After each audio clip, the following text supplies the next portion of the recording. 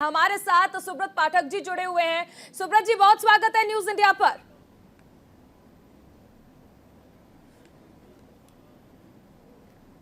जी धन्यवाद।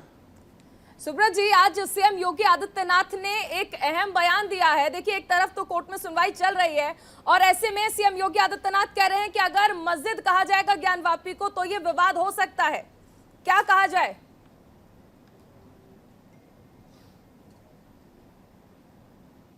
नहीं देखो, ये योगी जी ने ये जो बात कही है ये देश के आम जनमानस की बात है।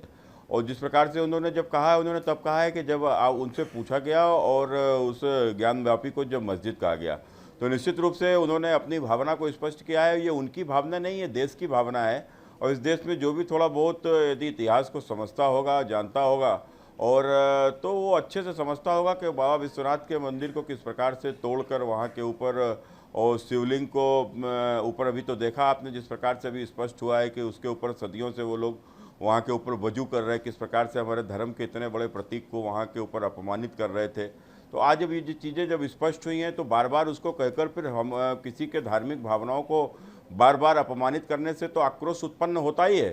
तो इसीलिए योगी जी ने स्पष्ट रूप से कहा है कि यदि उसको बार बार मस्जिद कहोगे तो फिर विवाद की स्थिति उत्पन्न होगी। और इसीलिए उन्होंने ये कहा भी है कि अब अच्छा हो कि जब इतना समय हो गया है, आज़ादी के 75 साल हो गए हैं, हम लोग अमृत उत्सव मना रहे हैं, तो ऐसे समय पर देश के और ख़ासकर मुस्लिम समुदाय को आगे आना चाहिए और अपने इतिहास में की गई गलतियों को स्वीकार करना चाहिए, माफ़ी मांगते हुए, और ख़ासकर हमारे जो इस प्रकार के बड़े धर्म के जो प्रतीक हैं उनको हमको लौटाना चाहिए।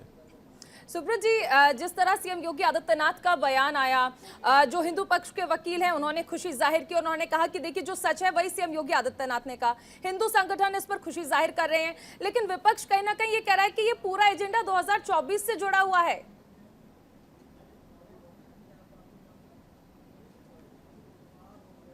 नहीं देखो, विपक्ष के पास में विपक्ष अगर इस बात की बात कर रहा है 24 से जुड़ा हुआ, तो विपक्ष भी तो राजनीति क्यों करता है? विपक्ष क्यों राजनीति करता है? विपक्ष की राजनीति नहीं है क्या ये तुष्टीकरण की राजनीति? ये तुष्टीकरण की राजनीति तो थी जो राम भक्तों के ऊपर गोलियां चलवाई गई थी। तब कहाँ भाजपा की ताकत थी? तो कहाँ भाजपा के, कौन सी भाजपा की सरकार बनने जा रही थी? क्यों राम भक्तों के ऊपर गोलियां चलवा दी? और उसके बाद में क्यों भगवान राम के मंदिर के ऊपर किस प्रकार से वो बनने ना पावे, उसके तमाम प्रकार से अड़ंगे लगाए गए। आप ही ने देखा, सबने देखा कि उसका कोर्ट तक में विरोध कराया गया। तो ये लोग तुष्टीकरण की राजनीति करते हुए, वोट बैंक की राजनीति करते हुए कुछ भी करेंगे। और हम यदि बात को कह देंगे तो उसको चुनाव से जोड़ दिया जाएगा। तो क्या करें? इस देश में जब हमारी भावनाओं को सुना नहीं जाएगा और इस देश के प्राचीन धर्म जिसपे विदेशी संस्कृतियों ने एक लंबे समय तक हमको गुलाम बनाकर, बंधक बनाकर रखा, हमारे देश के ऊपर शासन किया, और जब इस देश आज़ाद हो गया, आज़ादी के बाद बाहर से आने वाले धर्म ने हमारे देश का विभाजन करा लिया और अपने बाहरी धर्म ने हमारे देश के एक टुकड़ा एक पाकिस्तान के नाम पर ले लिया। और उसके बाद में हमारे देश में जो बहुसंख्यक और जो प्राचीन यहीं की धरती का जो प्राचीन धर्म है उसको भी अपमानित करेंगे, हमारी आस्थाओं को अपमानित करेंगे। हमारे जो मंदिर हैं और जिनको तोड़कर वहाँ के ऊपर ध्वस्त करके वहाँ के ऊपर तथाकथित मस्जिदें बना दी गई, और ऐसे के 20-20 हजार इस प्रकार के मंदिरों को ध्वस्त करके मस्जिद बनाया गया है। हम कुछ चुनिंदा ही तो मांग रहे हैं, 4-5, और उन 4-5 को भी देने में जिन लोगों को यदि दिक्कत होगी तो फिर क्या होगा? क्या होगा? तो कहा ही जाएगा। सुब्रत जी, सपा नेता एसटी हसन का कहना है कि देश में ऐसी लगभग 3000 मस्जिद हैं जिन पर विवाद है। और दूसरी तरफ हमने ये भी देखा कि सीएम योगी आदित्यनाथ ने ये कहा है कि जो मुस्लिम पक्ष है उन्हें बड़ा दिल दिखाना चाहिए और मानना चाहिए कि इतिहास में जो गलती हुई है और इसके लिए प्रस्ताव भी लाना चाहिए। लेकिन देखिए, राम मंदिर तो बन रहा है, दूसरी तरफ ज्ञानवापी पर आ गया है सीएम योगी आदित्यनाथ का जवाब, जो कि सनातनियों के पक्ष में है। ऐसे में क्या मथुरा का भी क्योंकि लगातार जिक्र किया जाता है, तो क्या उस पर भी आप लोग ये चाहेंगे कि जो मुस्लिम पक्ष है वो अपना बड़ा दिल दिखाए?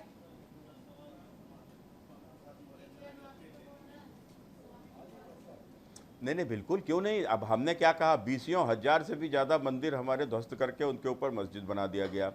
और उसके बाद में हम तो केवल 4-5 जो हमारे विशेष जो बड़े धार्मिक प्रतीक हैं, चाहे उसमें काशी हो, चाहे अयोध्या हो या मथुरा हो, तो ये तो हमारा आज से थोड़े ना तो हमारा एजेंडा है। इस देश के धार्मिक लोगों का, खासकर हिंदू समाज के लोगों का तो ये एजेंडा है और इसके ऊपर काम कर रहे हैं। और जब हमारी नहीं सुनी गई तो हमने कहा ना कि आज लोकतंत्र में तो फिर जब चुनाव के माध्यम से तो राजनीति होती है। अब इस देश में जिनके पास में शासन था उन्होंने हमारी सुनी नहीं, और वो एक प्रकार से तुष्टीकरण की राजनीति के चलते, वोट बैंक की राजनीति के चलते हमारी धार्मिक भावनाओं को आहत करते रहे, पानित करते रहे। तो इस देश के हिंदू समाज ने इस देश में एक राजनीतिक दल बनाया। ये किसी बाप ने नहीं बनाया, मुलायम सिंह ने अखिलेश के लिए नहीं बनाया, और ना ये गांधी परिवार ने अपने आने वाली पीढ़ियों को प्रधानमंत्री बनाने के लिए राजनीतिक दल बनाया।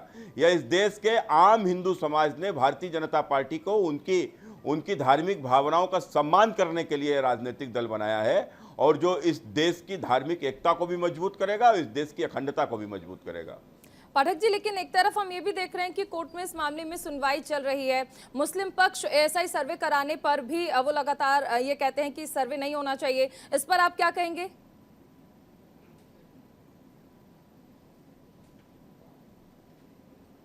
नहीं, देखो, वो कोर्ट का सम्मान ही नहीं करना चाहते, और करेंगे भी नहीं। वो विज्ञान को ही नहीं मानते हैं। जो 1400 वर्ष पूर्व, 1500 वर्ष पूर्व जिनका जन्म हुआ हो, और वो आज हमारी एक लाखों वर्ष पुरानी आस्था के ऊपर जब प्रश्न चिन्ह खड़े करते हैं, तो आप समझ सकते हो उनकी मानसिकता क्या है।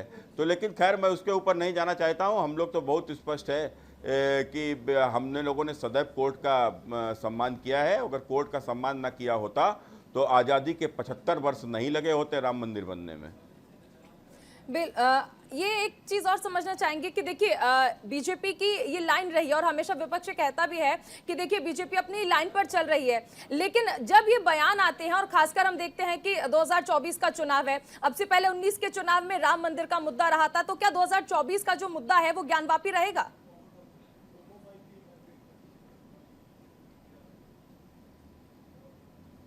नहीं, देखो, आप हमने फिर कहा, हमारी पार्टी भी कहती है, हमारे नेता भी कहते हैं, हम लोगों का मुद्दा कोई चुनावी मुद्दा नहीं होता है। भगवान राम का मंदिर बनाने का मुद्दा हमारा कोई चुनावी मुद्दा नहीं था। ये हमारा तो वो एक मेरा आधारभूत हम लोगों का संकल्प था, और ये संकल्प केवल चुनाव के लिए नहीं था, क्योंकि हमको हर बार केवल चुनाव आता हो तब उसको चिल्लाते हो। वो हमारा संकल्प था कि जब हमको राजनीतिक रूप से ताकत मिलेगी, तो जब हमको ताकत मिलेगी तो हम वहाँ के ऊपर भव्य राम मंदिर का निर्माण कराएंगे। और आप देखा वहाँ के ऊपर हो रहा है। हम लोगों का मुद्दा था, वो मुद्दा था धारा 370 को हटाने का, आपने देख लिया, उसको हटा दिया। हम लोगों का मुद्दा था सीए का कानून बनाने का, आपने देख लिया, उसको लागू कर दिया है। हम लोगों के ये मुद्दे हैं, अयोध्या, मथुरा, काशी हमारा मुद्दा था, और ये मुद्दा कोई हमारा राजनीतिक मुद्दा नहीं है, ये हमारा धार्मिक मुद्दा है। और इसके लिए एक नहीं, हम कई सरकारों को भी बलिदान कर सकते हैं, किया भी है। आपने देखा होगा भारतीय जनता पार्टी की उस समय की राज्य की सरकारें, चाहे उत्तर प्रदेश की हो, राजस्थान की हो, और चाहे वो मध्य प्रदेश सहित वो तमाम सरकारें हमारी चली गई थी, हमने बलिदान किया था। चलिए, बहुत शुक्रिया सुब्रत पाठक जी हमारे साथ जुड़ने के लिए। बेबाक तरीके से आपने हर सवाल का जवाब दिया है। तो सबसे अहम चीज है कि सीएम योगी आदित्यनाथ के बयान के बाद प्रतिक्रियाएं आनी शुरू हो गई, लेकिन बीजेपी का स्पष्ट तौर पर कहना है कि राजनीति के लिए नहीं बल्कि धार्मिक भावनाएं हैं ये जिनको व्यक्त किया सीएम योगी आदित्यनाथ ने।